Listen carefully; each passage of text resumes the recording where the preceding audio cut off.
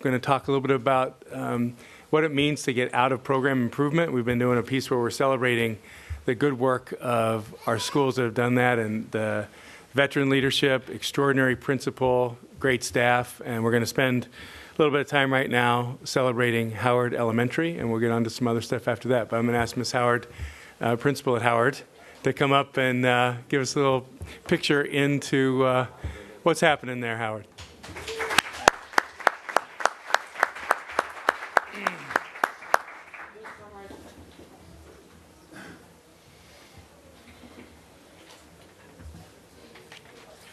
Yeah, she's so good.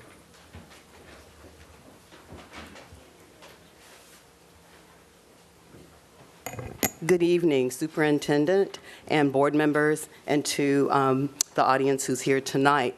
It is with great pleasure that I am here before you to announce that Howard Elementary School is out of program improvement. And I really appreciate the fact that each school that has accomplished this great feat has been asked to come and share their work with the board. So tonight I have a brief presentation that I'd like to show you. Our school vision, which has been this vision for quite some time, I guess I'm going to have to use a hard copy because I can't see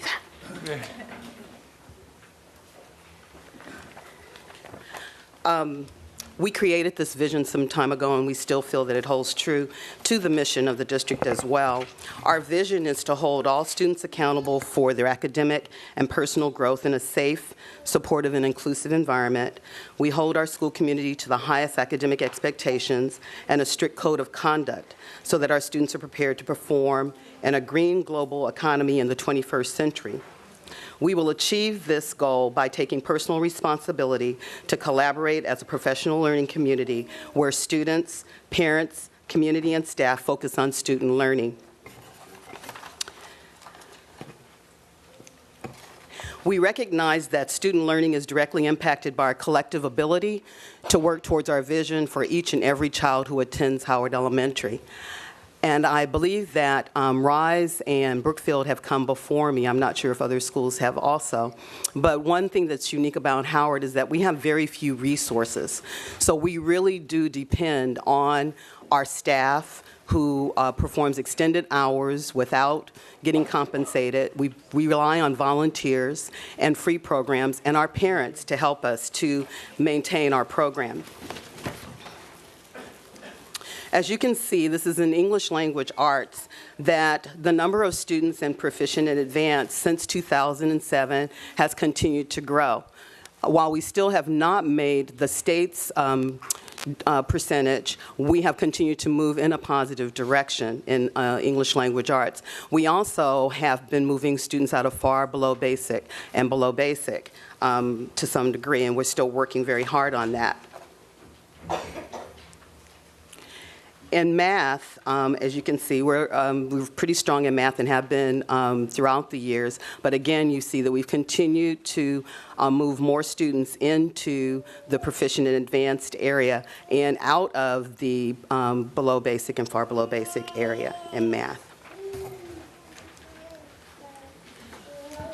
Oh, sorry. When I first came to Howard in 2006-2007 school year, our API, I believe, I'm not sure, was in the 600s. And then from 2007 until currently, we have progressively increased our academic performance index as well to now we're at 802. And that was one of the goals that we set when I first came there. So how we did it was use of data to plan and implement intervention strategies for our targeted students.